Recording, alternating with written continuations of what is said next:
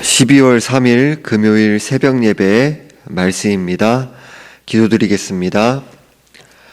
하나님 아버지, 오늘 하루도 말씀을 듣고 기도함으로 하나님 앞에 하루를 시작하게 하시니 감사드립니다.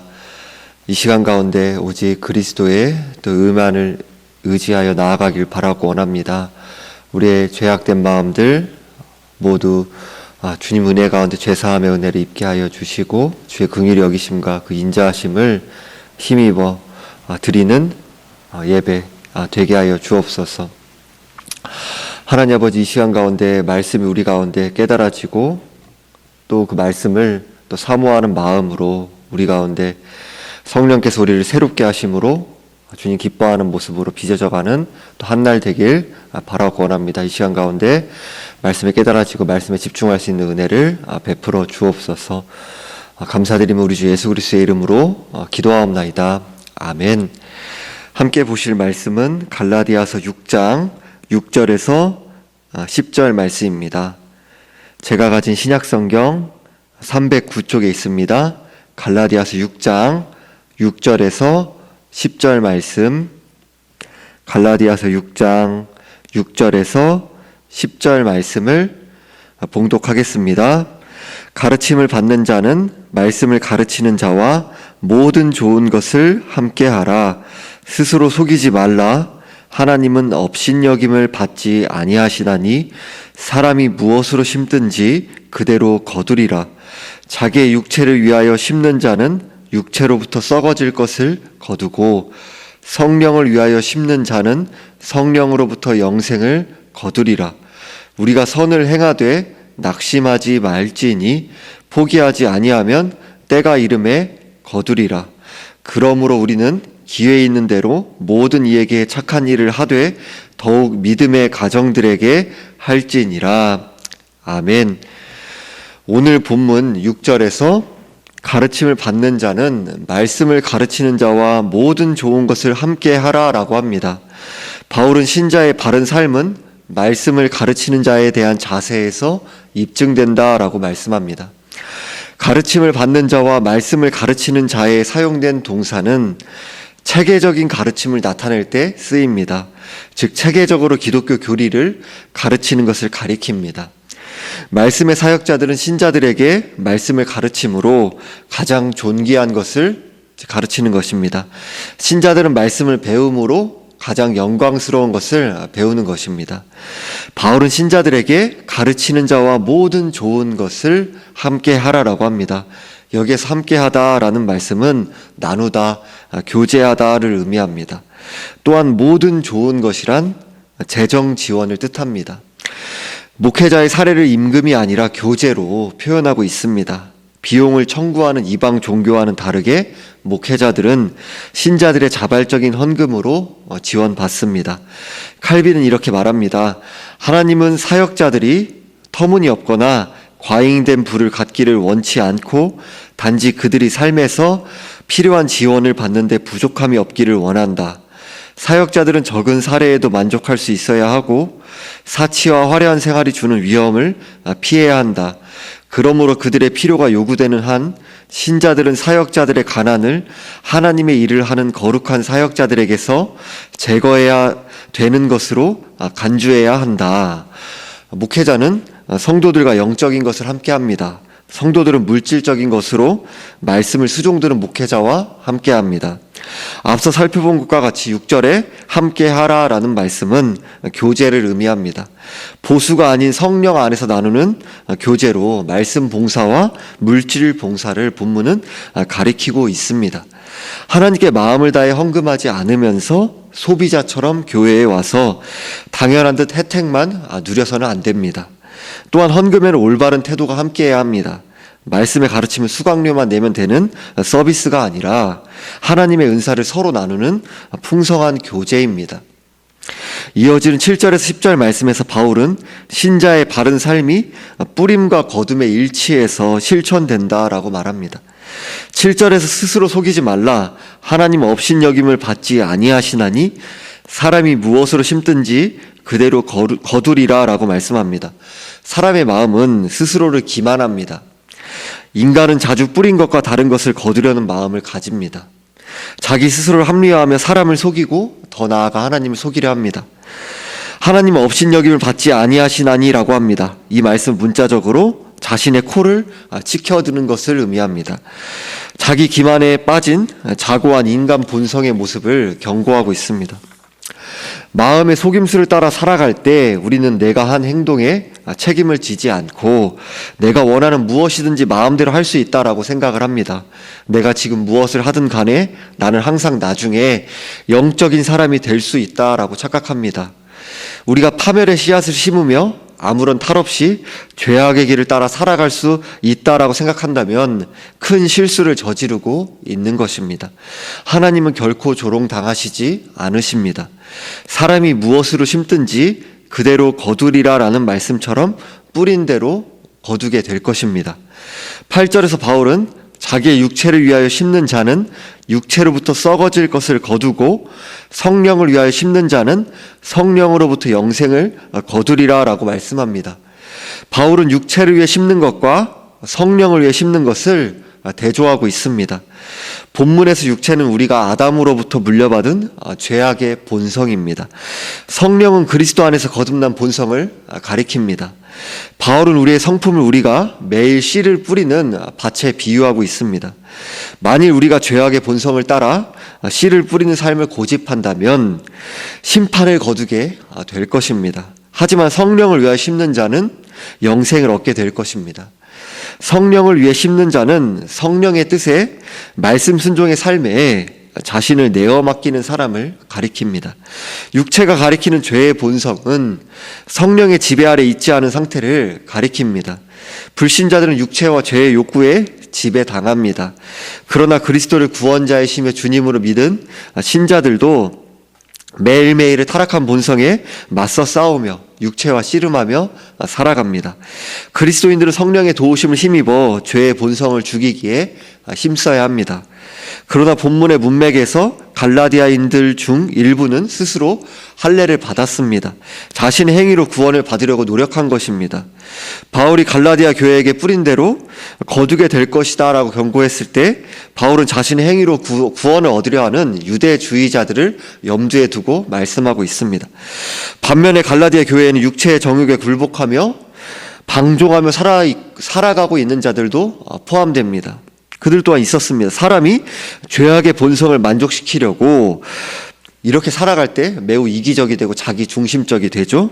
오로지 자신을 위해 살아가면서 방탕하게 육체를 위해 썩어질 것을 심고 살아가는 것은 이 땅에서도 죄의 결과로 파멸의 삶을 초래하고요. 결국 영원한 죽음의 비참한 열매를 거두게 될 것입니다. 심지어 그리스도인들조차 많은 시간을 육체를 심되 서비하고서는 성령의 열매를 거두지 못했다라는 사실에 스스로 놀랍니다. 하나님을 속이고 적당히 넘어갈 수 있다고 생각하면서 하나님의 말씀의 법칙을 자신의 편의를 위해 마음대로 바꾸면서 살아가면서 그리스도를 닮아가는 거룩한 성품이 자신의 삶에 맺혀져 가지 않는 것을 이상하게 생각합니다. 바울은 심는 것을 통해 하나님께 은혜를 구하며 우리의 생각과 습관과 생활 방식과 삶의 방향과 삶의 훈련을 포함한 전체적인 삶의 패턴이 성령을 위하여 심는 삶을 목적으로 할 것을 말씀합니다. 성령을 목적으로 하는 뿌림은 성령으로부터 영생을 거두는 결과를 얻습니다. 행위로 구원을 얻는다는 이야기가 아니라 예수 그리스도를 구원자이시며 주님으로 믿음으로 구원받은 거듭난 새 신자는, 새 사람은 성령께서 우리의 영혼에 새로운 생명을 심으시고 마치 보리를 심으면 보리를 추수하게 되는 것처럼 성령으로 거듭난 영혼은 성령의 열매를 거두게 된다라는 것입니다. 믿는 자들은 행하는 자들이며 누구도 행위로 구원받을 수 없지만 아무도 믿음이나 행위 중 하나라도 없다면 구원받을 수 없습니다. 그러므로 믿음으로 구원받았다면 믿는 자들은 성령을 기쁘게 하기 위해 심어야 합니다. 삶의 전 영역에서 그리스도를 위해 살아가야 합니다. 하나님은 은혜 안에서 성령을 위해 심는 모든 자에게 영생을 허락하실 것입니다. 그러나 그 과정에 있어서 성령께서는 결코 서두르지 않으십니다. 그리스도를 닮아가는 성품을 일생에 걸쳐 열매를 맺습니다. 우리가 이 사실을 깨닫게 될 때 성령을 의지하여 무엇을 심어야 할지에 대해 더 주의를 기울일 것입니다. 주님께 은혜를 구하며 공적인 또한 개인적인 경건의 삶의 습관을 위해 자신을 더 훈련하게 될 것입니다. 하나님께 주신 말씀과 기도의 은혜의 수단들을 통해서 우리는 은혜 안에서 자라가고 성령의 열매가 우리 안에 풍성히 무르익게 될 것입니다. 우리는 육체를 위해 심는 것을 피하고 가차없이 성령의 도우심을 힘입어 그 죄에 본성된 그 마음을 따라 살아가려는 우리의 죄악된 마음을 제거해 나가야 합니다. 가차없이 제거해 버려야 합니다. 거룩하게 빚어져 가는 것은 자동적으로 이루어지지 않습니다. 성령을 위해 심는 일에 우리의 시간과 전 인격을 집중해 나가야 합니다. 또한 성령을 기쁘시게 하기 위해 심는 자들은 이 땅에서 이미 영생을 맛보기 시작합니다. 성령에 의해 거듭난 사람들은 영원한 하나님의 생명을 얻기 때문입니다. 영생의 모든 유익이 그리스도의 재림의 날까지 연기된 것은 아닙니다. 성령은 이 땅에서 우리에게 믿음의 확신과 구원의 기쁨과 부활의 소망을 누리게 하십니다. 이어서 9절에서 우리가 선을 행하되 낙심하지 말지니 포기하지 아니하면 때가 이름에 거두리라 라고 합니다. 농사를 하며 씨를 심는 것은 성경이 쓰여질 때와 같이 손으로 심는 경우에 매우 힘든 작업입니다. 또한 장시간의 계속된 노력을 필요로 합니다. 마찬가지로 성령으로 심는 일 또한 매우 힘든 일입니다. 9절에 낙심하다라는 말씀은 약해지다, 낙담하다라는 뜻을 가집니다. 원래 이 말은 시위가 느려져 있는 활처럼 느슨해지는 것을 표현하는데 사용합니다. 바울은 그리스도인의 삶에서 느슨해지는 것이 얼마나 쉬운지를 잘 알고 있었습니다. 인간은 연약합니다. 활발하게 섬기는 일은 때로는 우리를 지치게 하기도 하고 힘들게 하기도 합니다. 우리는 낙심을 하거나 일손을 놓거나 포기하고 싶은 유혹을 받기도 합니다. 신자들은 죄에 빠지기도 하고 도우려고 하는 사람들이 반발하는 경험을 하기도 합니다. 그리고 결과를 보지 못할 때 낙담합니다. 점점 빨리빨리 변화되는 세상 속에서 사람들은 성장하는 것을 기다리기 힘들어하는 즉흥적인 만족감에 익숙해져 있습니다. 바울은 이런 우리에게 권면합니다. 선을 행하는 것은 씨를 뿌리는 것과 같다라고 합니다.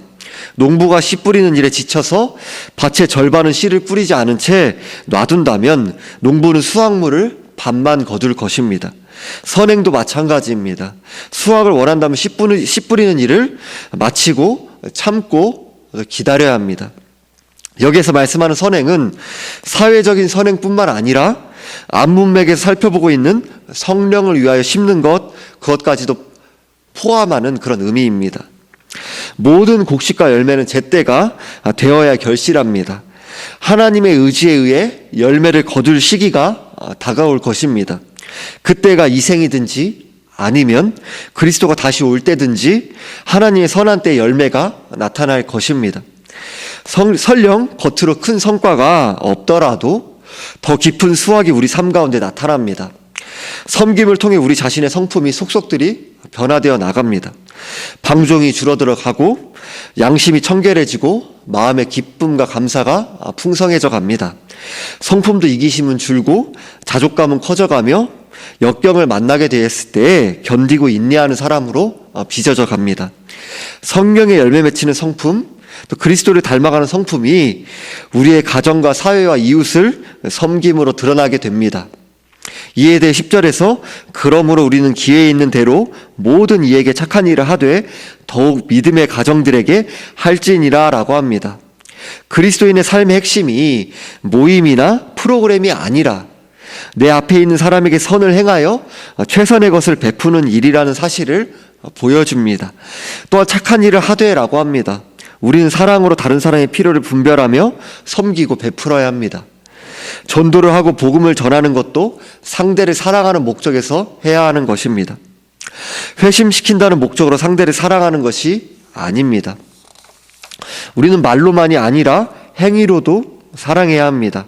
꼭 필요한 도움이라면 물질적, 사회적, 영적 필요를 가리지 않고 이웃을 섬기고 도와주어야 합니다. 모든 이에게라고 하면서 기회 있는 대로라고 합니다. 우리는 모든 사람의 모든 필요를 채워줄 수는 없습니다. 내 자리에서 주변을 돌아보고 가까이 있는 이웃을 섬기는 것입니다.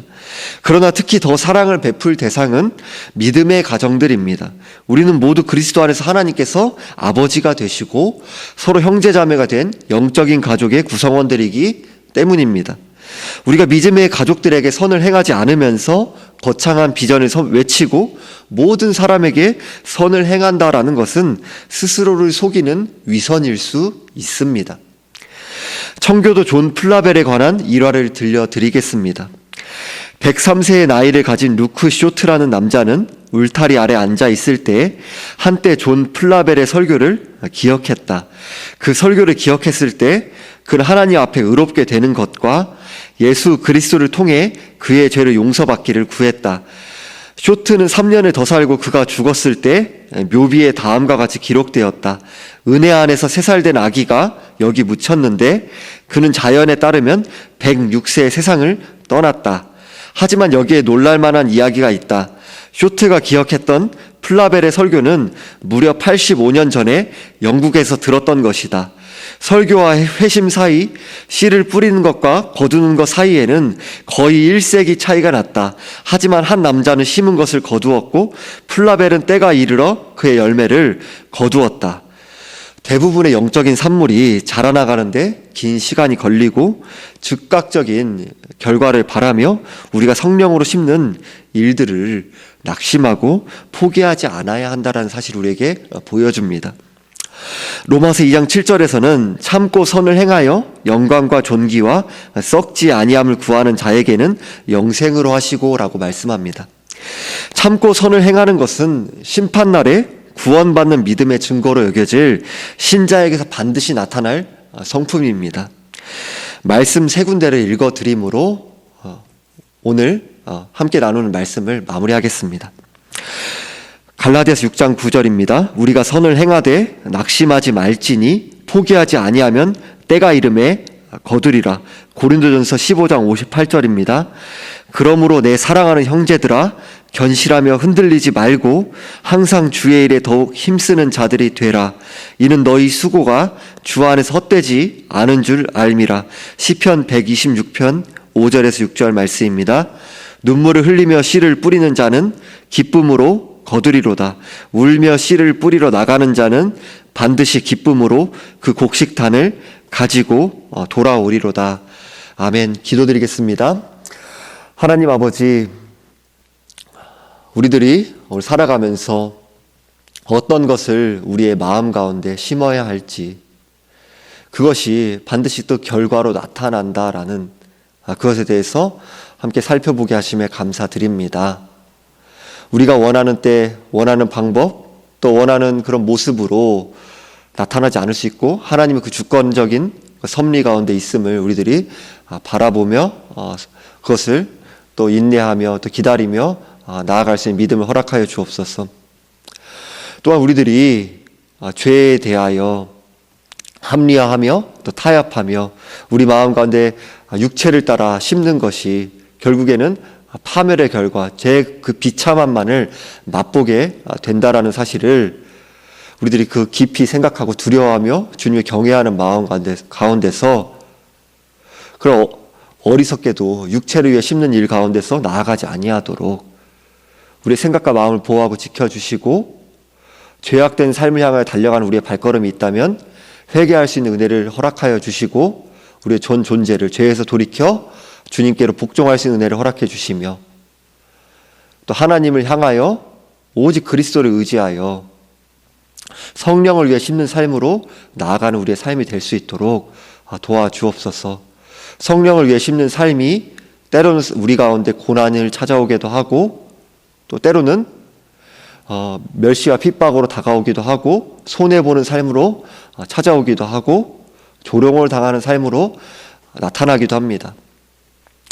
하나님 아버지, 이러한 삶 가운데 우리들이 즉각적으로 내가 바라는 그런 바라는 시기에 바라는 때와 방법으로 바라는 그러한 것을 우리들이 기대하는 것이 아니라 마치 농부가 씨를 뿌리고 그러하면서 자연의 그 법칙과 그 순간에 따라서 그 때와 시기와 그 계절이 변하고 그런 상황들 가운데 열매 맺혀 나가는 그런 시간이 필요하고 그런 인내함이 필요하고 그런 수고가 필요하고 또 하나님께서 그러한 비유를 들어서 우리 가운데 깨우쳐지고 계신다라는 것이 우리 안에 새겨지게 하여 주시고 때로는 우리들이 하나님 앞에서 하나님을 섬기고 이웃을 섬겨나가는 우리 발걸음이 그 은혜 가운데 참여함이 참으로 기쁨이며 감사함이며 하나님께 영광을 돌리는 일일진데 그럼에도 우리들이 그러한 시선을 잃어버리고 낙심하며 그 가운데서 우리들이 참으로 그 가운데서 더 이런 수고와 그런 섬김 가운데 나아가는 것, 은혜를 의지하여 그렇게 나아가는 것 가운데 우리들이 그러한 손을, 그 발을 또 늘어뜨리게 될 때가 또 있음을 또 주 앞에 고백하며 또 회개하며 주의 은혜를 구합니다. 하나님, 우리의 심지를 견고하게 하사 그 영원한 또 하나님 나라를 바라보게 하여 주시고 주께서 우리에게 영생을 허락하신 그 은혜를 바라보게 하시며 이 땅에서 하나님 나라를 누리고 그 영생을 이미 맛보는 자들이 되게 하셨사오니 그 말씀을 이 땅 가운데서 이미 누리게 하셨사오니 우리들이 그 은혜를 바라보면서 함께 하시는 그 주님을 의지하면서 주께서 우리에게 그 복음의 은혜, 그 영생의 은혜, 하나님의 자녀로서의 은혜 그 모든 것을 이미 허락해 주셨다는 그 기쁨과 감사함으로 그 풍성함으로 우리에게 맡겨진 주어진 자리 가정을 또 사회를 이웃을 섬겨나가고 성령을 위해 심는 자들로 쓰임받는 우리의 한날 우리의 삶이 될 수 있도록 도와주옵소서. 코로나의 어려운 시기 가운데 우리들이 다시금 비대면으로 전환되는 이런 안타까운 상황 속에서 성도들의 그 신앙을 주께서 보호하여 주시고 어려운 상황들과 삶의 압력들을 견뎌나갈 수 있고 인내할 수 있는 은혜를 허락하여 주시며 그 가운데서 우리들이 소망을 잃지 아니하고 오직 주님을 의지하여서 지금 이 순간도 주님의 그 선하심과 지혜와 그 권능 가운데 온 세상 역사를 그 구속의 역사를 주관하고 계신다는 그 확신 가운데서 믿음의 담대함으로 겸손함으로 주를 의지함으로 이웃을 사랑하고 섬기며 종노릇하며 주어진 자리 가운데 빛도 이름 없이 충실함으로 진실함으로 나아가는 우리의 삶 그 가운데 주님이 기쁨이 되고자 하는 소원함으로 또 이웃을 섬기고 또 이웃을 우리에게 허락하신 선물로 여기고 그들의 어려움 우리들이 섬기라 허락하신 선물로 여기고 그러한 관점 우리들이 나날이 새로워져 가고 주님을 닮아가는 이 땅 가운데 우리에 의해서 종이 되셔서 섬김의 본인을 보이신 그 예수 그리스도를 닮아가는 그 성품 우리 가운데 맺혀져가는 우리의 삶이 되게 하여 주옵소서. 감사드리며 우리 주 예수 그리스도의 이름으로 기도하옵나이다. 아멘.